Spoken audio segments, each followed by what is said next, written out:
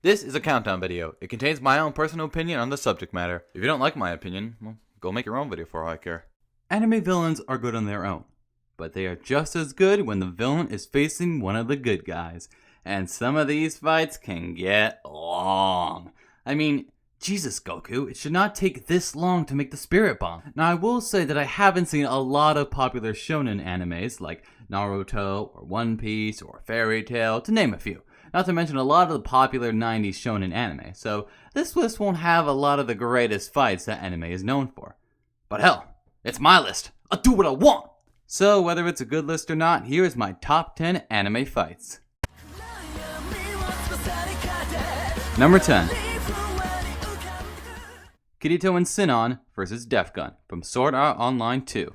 Throughout the Gun Gale Online arc, Def Gun is built up as a master player on level with Kirito, and when they get to the final fight, the tension is really high. There are a lot of slow moments when you see Kirito doing a lot of quick thinking in this dangerous situation. The weapons that each of them uses switches from guns to swords as the fight reaches its climax. Even Sinon comes in to help when she determines that Kirito needs some backup in this fight. Add in a few flashbacks and name reveals into the mix, and you've got a good fight to cap off the ending to the first arc of one of my new favorite shows. ラフィン・コフィンの殺人はこれで完全に終わったんだ。 Number 9.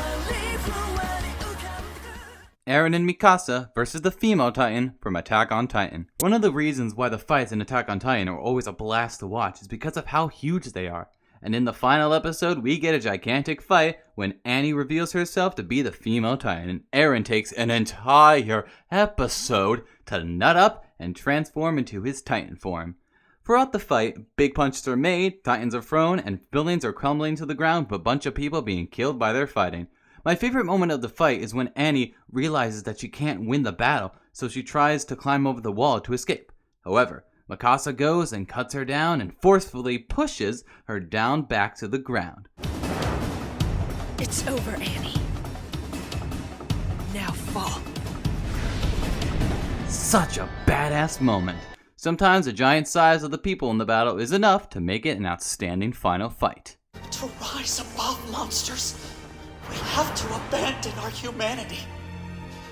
What we fight, we become. Number 8. Spirit and Stein vs. Medusa from Soul Eater. My favorite episodes in the Soul Eater anime are when the main cast are underneath the school trying to prevent Medusa and her group from awakening Asura.